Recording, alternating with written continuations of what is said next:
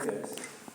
My father was royal catering manager, so they could be the chef for the queen.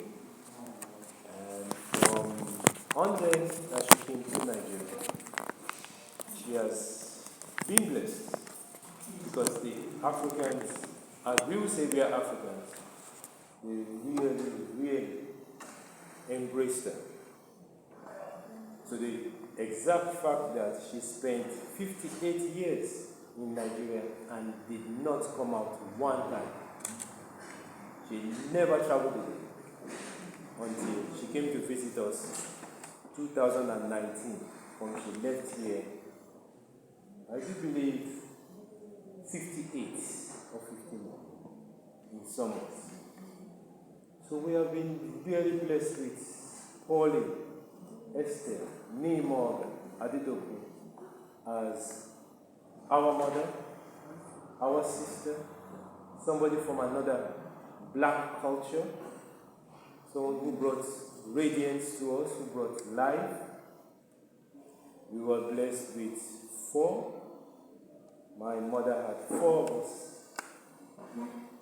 A senior brother to me, he passed away 1980. It was quite a while ago. He was sick, he had sickle cell, so he couldn't make it. And then we had a sister who was next to him. She was after me, and she had sickle cell. So the first 2, the sickle cell we didn't have, who we still have the daughter alive. She's in Nigeria right now. And we have so we survived. But in between all that time, we had good times and bad times. She was able to travel the extensive Nigeria, spoke the language, ate the food, put on the clothes. She incorporated Caribbean, British living with the African tradition. And they did love her for it because in the early ages of when she started as a nurse, by 1965, she had already established a clinic in Lagos, Nigeria. In those days, you had to be a British to establish that. She got away with it. I went to my mother's nursery school and primary school. She was actually my principal. So by 1970, she did so well that in the span of 5 years, she had a clinic, she had a nursery school, a daycare, which I went to, and then she had a primary school, which I went to, and it is still available. But not in our hands anymore. It has been taken over by the government. She also loved traveling, so she had a travel agency. She wrote magazines. We do have the magazines in Jamaica now. It's called Afro-Caribbean, African Caribbean People. So she's talking about the different languages, the different food, the culture, quite a lot of extensive. And if you have the magazine, you would have been intrigued. And she did meet quite a lot of good people. We met our presidents in those days, Gowan, Obasanjo. We also had the distinction of meeting Patterson when he won the 3rd election in 1996. He came to Nigeria. We were the one. She was actually the one who headed the Cultural Association for Caribbean Women married to Nigeria in those days. So we went to meet him, and Sir Douglas Thompson. We were able to shake his hands in Nigeria because she led the group, the Caribbean group, who met him in Nigeria when they came in 1996. So we had a lot of good time with Mommy. She taught us the Caribbean way. They had the festival, the Caribbean Festival, which was the when you spin the rope, when you go around maple dance. She had a festival around it. And every year we celebrated Jamaica Day in Nigeria for 15 years. People never knew what it was all about. But I knew about John Kono before we came. We were already eating rice and peas, dumpling, soup. She made it for us. And we actually had so much Caribbean in us that by the time I came in 2001, I'd already known everything about the Caribbean. Everything. There was nothing. The only thing I couldn't swang was the patois. So she had already established a good rapport. And she was very kind to people.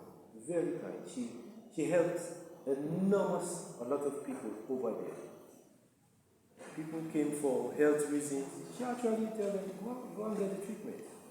They wanted to travel and they couldn't facilitate their traveling. She used her travel agency to get people out of the country because the distance from the country to here in America is quite enormous. And she had a very soft spot for a lot of people. You talk to her about your problems, she will listen. And she will make a phone call for you, if she can. One good thing that I loved her for, she kept in touch with the immediate and the enlarged family, including the Caribbean diaspora. There is no one here they don't get a letter from them. Or in between, a gift, a phone call. It wasn't as if she left for Africa and that was it. She made all the efforts to keep in touch, to talk. If it's a December, if it's a Easter, somebody will be in touch. So, at the end of the 58 years that she went, when she came back, it was greatly missed, but everybody knew all the stories already. There was no 1,000 stories she could have given them. Everybody knew, you told us that already. Her letters were already here. Her pictures were already here. Her gifts were already here. In fact, she only came, and as we would have suspected, to say goodbye to those she had left. That's what we would have put it at. Because she came 2019 and 2023, she left us. But in that 4 years, we had the greatest love for her. Her family picked her up from the airport, never let her foot touch the ground, and she enjoyed every moment until that unfaithful day. There was no other problem. She came and partake in the ackee and saltfish which she missed. Fish, coconut water, she even drank rum. And she met as much and as many persons that were old and living aged classmates as she would have.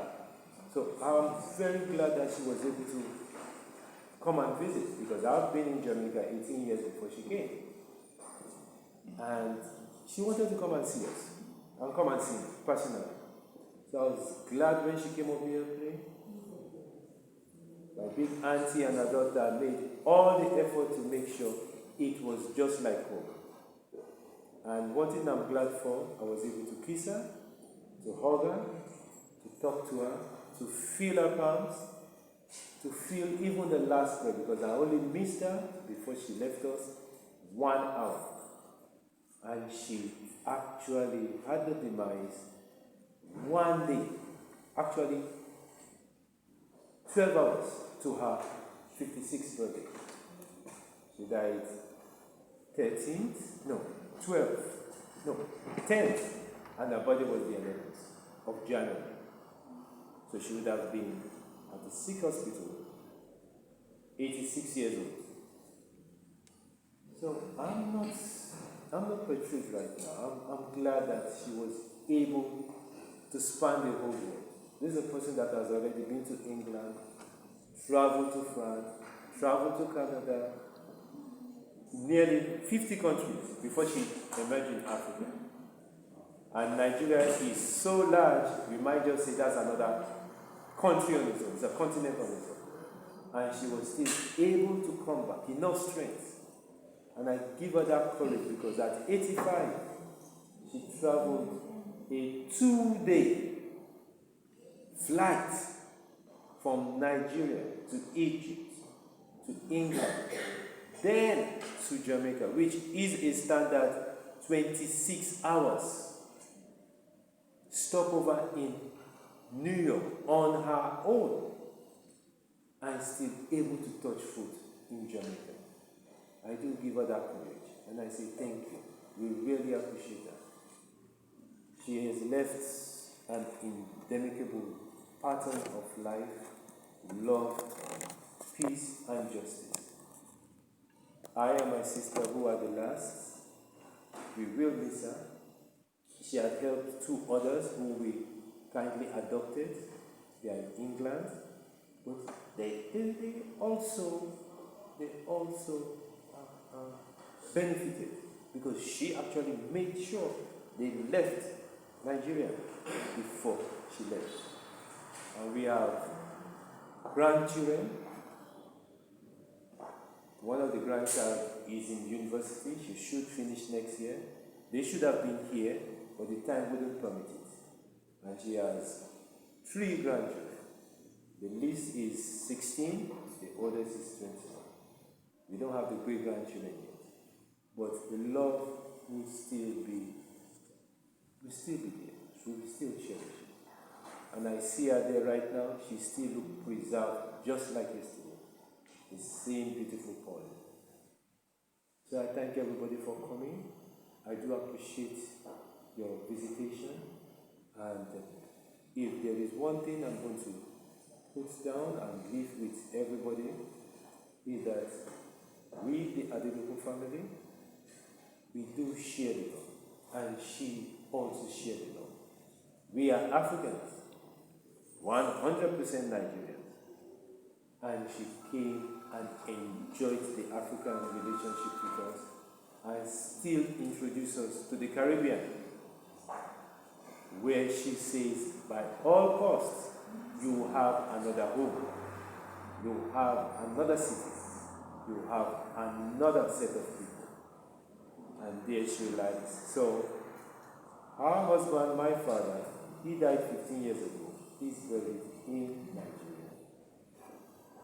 It will have been a great pleasure for us to take her back to Nigeria. But the African family says they would want her to stay here. Because what they would have loved is for them to keep their husband, their brother, on African soils. And because she has spent nearly 60 years, they do give us the permission to let the Caribbean family keep her. So I'm very glad that we have the opportunity. And the church did welcome her, because the first day I came, they said, by rights, they are the ones who should bury her, because she is one of this church. And her school is just down the road. And we are glad it's still open. And we're going to be going home to her mother's house, our grandfather's house, where she had already given very detailed instruction. If anything should happen, put me next to my mother. So I'll be very glad to follow her honors, to put her right beside mommy, and I know she'll be safe, in good hands. And definitely, when we come to visit, we'll be able to have a good memory of, as best as we know, Pauline Estelle Morgan Adedokun. Thank you very much, and have a nice day.